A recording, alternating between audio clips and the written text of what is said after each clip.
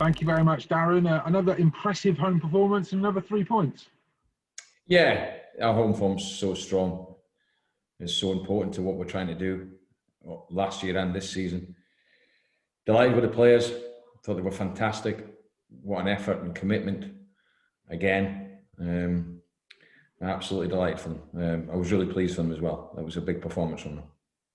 Yeah, and in that first half, once you found your stride, the chances came thick and fast, didn't they? Yeah, we started slowly, and we knew that we were playing against a good footballing team. We knew we had to right the wrongs from the performance at their place. And I couldn't have asked for any more of them. The game plan, pressing high up the pitch, worked really well, stopping them playing as much as we could. I thought my back five, the way they moved together, there was no gaps. Butts pressing, Beeves coming right up against, Tomo, Frankie, Wardy coming over. We did it really well. And I thought we played some really good football. I did. I thought we played some really good stuff. 2 really well-taken goals, real clinical finishes. And I suppose the only disappointment, Ben, was the obvious one that we didn't get a third or a fourth in the second half when we should have. But no, I thought the players were excellent today. I thought the game plan worked. And it's another good result and another clean sheet, which, the last 3 home games, we've had 3 clean sheets. And that's going to go play a big part in any success if we do get it. It's definitely going to play a part. Yeah, both the goals, it was Sammy Smodics who was able to sort of break the back line. The first one, he coolly slotted home. The second, he gifted to Johnson Clark-Harris, but he must have been delighted with that decision-making and the execution in the final third from him. Well, I was pleased with all front 3, Dems, Jono and Sammy. They were all involved in both goals, which is really good. First goal, Dems plays a great weighted pass into Sammy. It's a great finish. It looks easy, but it's not. He's just bent it in. Really good finish. Second goal, similar. Jack's played Sammy through and Sammy's looked up and Jono's got a tap in. So 2 really clinical goals and put us in a really good position. And in the second half, we managed the game very, very well. I think they had 1 header from a corner. Apart from that, I didn't think Pimmy had much to do. And obviously, it was just getting that third. And I think if we'd have got the third, we'd have gone and scored more. Mo, I thought all my subs did well again. Mo came on, had a couple of good chances, which was good. I thought he linked up really well with Jono. Now Mason was excellent when he came on. Did really, really well. As did Idris and Ethan give us the legs. So, decision making within a game is going to be important for me, especially given how heavy the pitch is. But do you know what? It means that we can be really aggressive. It means we can get right against people. And I think we're a far better team when we play like that. We really do. Yeah, a number of impressive individual performances within the team performance. We've mentioned a few of them, but a special mention for Dan Butler, who a lot of people on our show are texting, tweeting, saying that he was a step above and a really good performance from him. Yeah, I think Dan, being the kind of character he is, he's a real family man, Dan. And it was clearly, well, I wouldn't say clearly, but he had a bit of pressure in the last couple of weeks. His partner's expecting. They knew the date. I knew what was going on.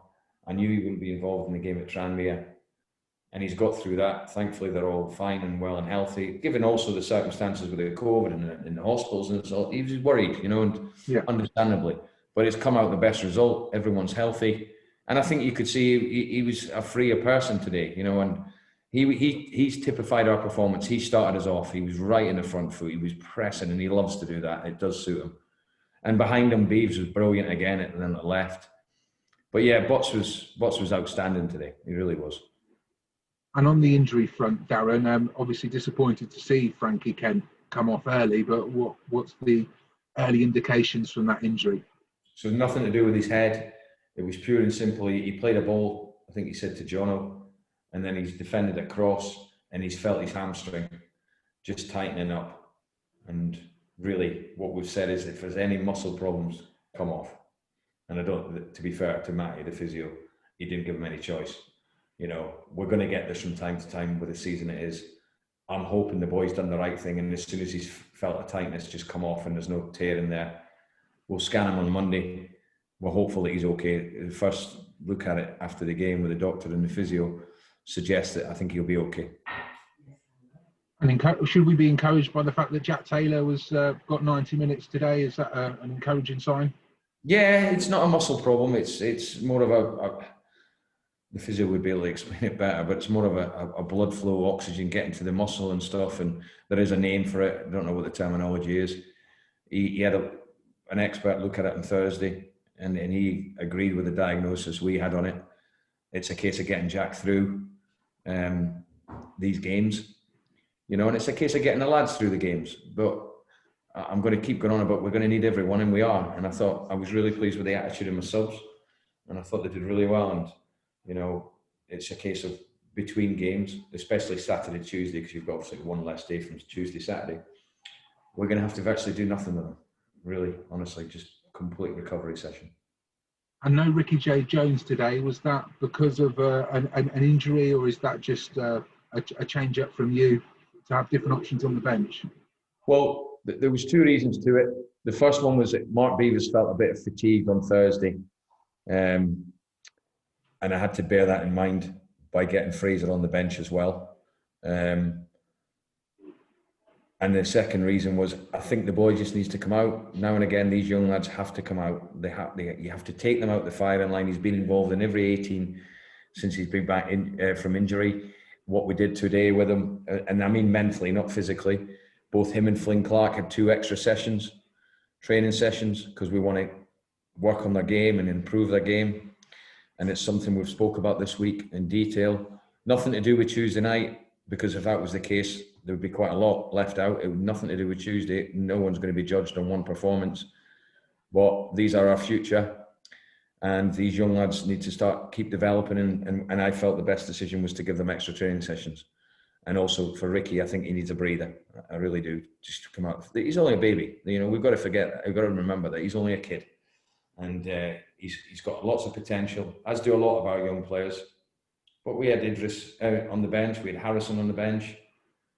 I've got to manage these young lads, and I feel that given the amount of games we've had, it's been difficult to get extra sessions into them. And that's a huge part of what they need to do. So the decision was made.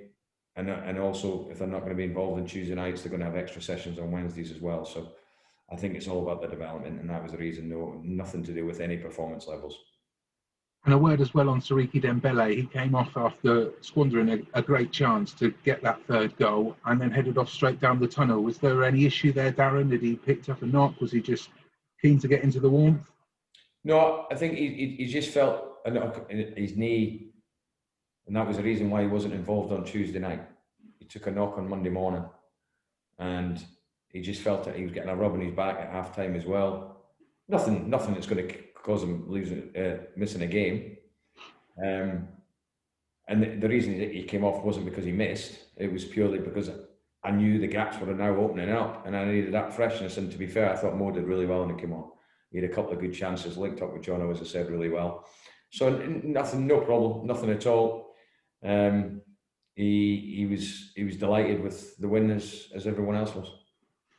And Ipswich next, Darren, a team and a manager that you know fairly well, but I guess your message will be more of the same.